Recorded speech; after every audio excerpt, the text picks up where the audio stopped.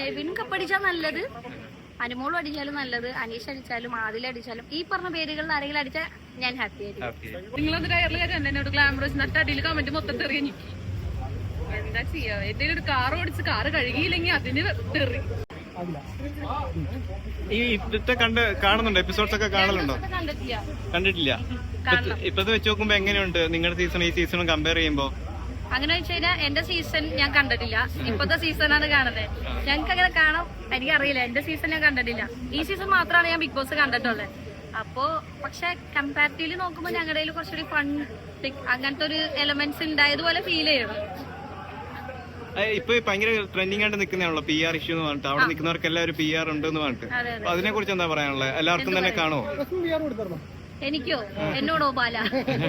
Commoner ആയിട്ട് കയറിയ എന്നോടോ ബാല? എനിക്ക് എന്റെ ഫ്രണ്ട്സ് തന്നെയാണ് മാക്സിമം ഹെൽപ്പ് ചെയ്തത് എല്ലാ കാര്യങ്ങളും.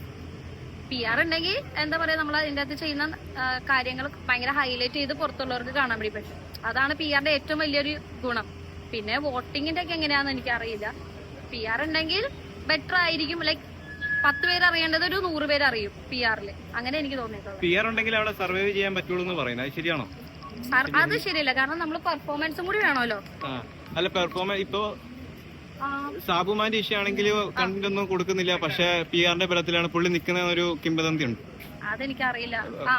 അല്ല, ചിലപ്പോ സാബുമാന്റെ ഔട്ട് അവര് പ്രോപ്പറായിട്ട് ഔട്ട് കൊടുക്കാത്തോണ്ടാണെങ്കിലോ പക്ഷെ ഇങ്ങനെ ഇപ്പൊ ജിഷിനാണെങ്കിലും അങ്ങനെ കണ്ടന്റ് കൊടുക്കുന്നവർ അവിടെ നിന്ന് പോകുന്നു, ഒട്ടും ആക്റ്റീവ് അല്ലാത്തവർ അവിടെ നിന്ന് പോകുന്നു, വെറും ചിരി കൊണ്ട് മാത്രം ചെയ്യുന്നുണ്ടല്ലോ. വോട്ടിംഗ് അടിസ്ഥാനത്തിലാണ് ഇപ്പൊ ഓരോരുത്തർ പോകുന്നത്. പക്ഷെ ഡിസേർവിംഗ് ആവുന്നവര് ഡിസേർവിംഗ് അല്ലാത്തവരവിടെ നിൽക്കുന്നു, ഡിസേർവിംഗ് ആവുന്നവർ പോകുന്നു എന്നുള്ളതിൽ ചെറിയൊരു. ഇപ്പൊ അനുമോള് TV ഷോസിലെല്ലാം വന്നിട്ട് ഒരുപാട് ഫാൻസും കാര്യങ്ങളൊക്കെ ഉണ്ടല്ലോ.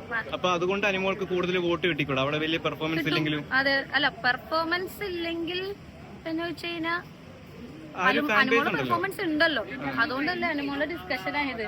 പണ്ടി വന്നില്ല.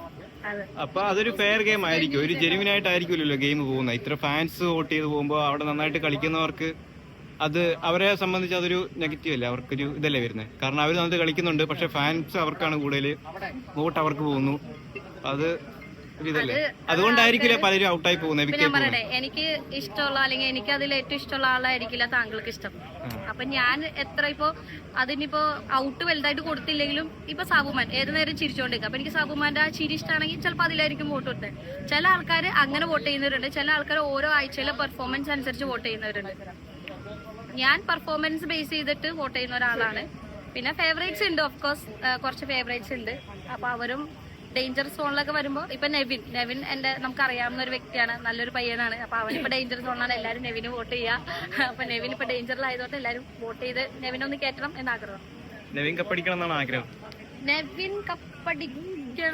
നെവിൻ കപ്പടിച്ചാൽ നല്ലത്, അനുമോളും അടിച്ചാലും നല്ലത്, അനീഷ് അടിച്ചാലും ആദില അടിച്ചാലും ഈ പറഞ്ഞ പേരുകളിൽ ആരെങ്കിലും അടിച്ചാൽ ഞാൻ ഹാപ്പി ആയിരിക്കും.